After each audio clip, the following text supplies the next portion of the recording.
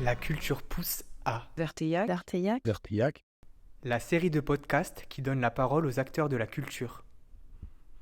Alors, je m'appelle Philippe Lecomte, je suis graphiste et peintre, plutôt peintre maintenant, parce que j'ai fait 40 ans de graphisme.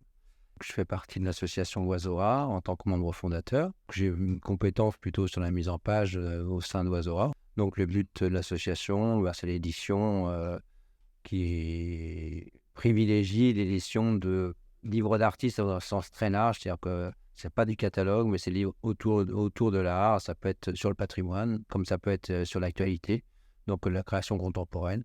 Et notre sous-titre, c'est éditeur dénicheur. Et donc, notre jeu, c'est de trouver des gens qui font des choses et qui n'ont pas eu l'occasion ou qu'on n'a pas repéré, soit parce que l'histoire les a laissés tomber ou mis de côté, soit parce que ils n'ont pas le temps de s'occuper de ça et que nous, leur travail nous intéresse et qu'on a envie de les mettre en valeur. Je rêve pour la culture à Verteillac, parce que je rêve pour la culture partout, je dirais. C'est pas à Verteillac très bien, je vois simplement qu'à Verteillac, il y a un peu plus, non pas de potentiel, mais possibilité. Là, il y a une fenêtre qui s'est ouverte ici, via la municipalité, il faut le dire simplement, hein, c'est pas un secret. Et ce que j'aimerais, c'est qu'il se passe ailleurs ce qui peut se passer ici, ce qui est en train de se passer ici. C'est-à-dire d'abord une réflexion. Peut-être que pour l'instant, et effectivement, il y a une réflexion à amener qui peut permettre de faire un état des lieux et puis comment faire mieux. Mais déjà, il y a comment faire, quoi, comme question qui se pose. Et ce que je vois, c'est qu'il y a beaucoup d'endroits où le comment faire n'est pas encore arrivé dans l'esprit des élus locaux.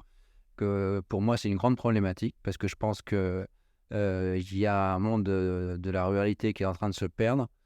On sait très bien que le monde rural, les agriculteurs, tout ça, c'est un monde qui est quand même sur la pente raide en ce moment, qu'il y a beaucoup d'agriculteurs qui ferment, le paysage rural est en train de changer de toute façon, et que si tout d'un coup ils ne s'accrochent pas à cette culture, soit pour préserver aussi une culture qu'ils ont déjà, la culture du paysage, la culture du patrimoine, la culture de leurs artistes locaux qu'ils ont pu avoir autrefois, de tout ça, qui est souvent mal mis en valeur.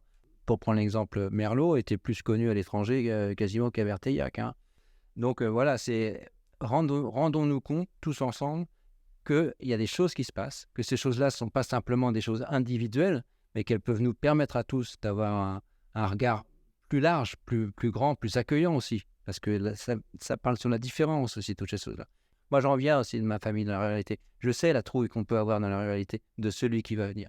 Mais en même temps, on met un couvert de plus au bout de la table au cas où quelqu'un arriverait. Ça m'intéresse. Ça, c'est de la culture. Alors moi, c'est Gilles Seigne. À la base, je suis bordelais, artiste plasticien au sens large, c'est-à-dire que j'aime bien toucher à tous les médiums. Et ça a été un choix de venir en Dordogne pour retrouver quelque chose que j'avais connu quand j'étais enfant, c'est-à-dire cette qualité de vie. Donc avec ma femme, on est venu en Dordogne en 2007. Et on est à Verteillac depuis 2 ans à peu près. Et il y a eu cette histoire d'Oiseau Rare, cette maison d'édition. Et on est des creusets d'idées. On a envie de mettre en avant des gens qui le méritent et qui le savent pas. Lorsqu'on entend un morceau de musique, même s'il n'est pas très bon, la base, c'est de la culture. Lorsqu'on regarde un dessin, c'est de la culture.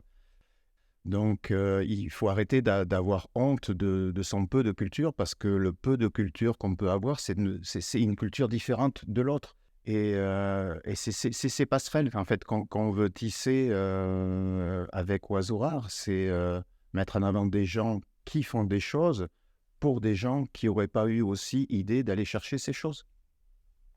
Ce que je rêve, c'est qu'il y ait surtout des moyens pour que les artistes puissent s'exprimer, puissent montrer leur travail, puissent être reconnus en tant qu'artistes et non pas en tant que faire-valoir et non pas en tant que du petit plus qu'on rajoute, voilà, parce que ça fait bien de se dire on connaît un artiste, un truc comme ça. Un artiste, il a besoin de vivre, parce que la création, elle n'est pas gratuite. Lorsque Philippe ou moi, on crée, ça demande des matériaux, ça demande une implication, ça demande du temps. Et tout ça, c'est de l'argent. À la différence d'un musicien qui va venir faire un concert dans un lieu, qui est 2 personnes ou qui en est 100, il aura son cachet, il va repartir avec quelque chose. Un artiste, s'il n'a pas vendu, dans la plupart des lieux, il repart sans rien. Donc, il a investi dans l'encadrement, il a investi pour amener les toiles, le temps, enfin. et en fait, il aura strictement rien. Et ça, il faut que ça cesse. Il faut reconnaître qu'un artiste, c'est rien de plus qu'un boulanger ou un truc comme ça. Il fait quelque chose dans une niche spécifique qui peut amener du bonheur aux gens, mais le bon pain peut amener aussi du bonheur aux gens. Mais il faut que ces gens-là puissent vivre de leur travail, parce que s'ils ne vivent pas de leur travail, ils disparaissent.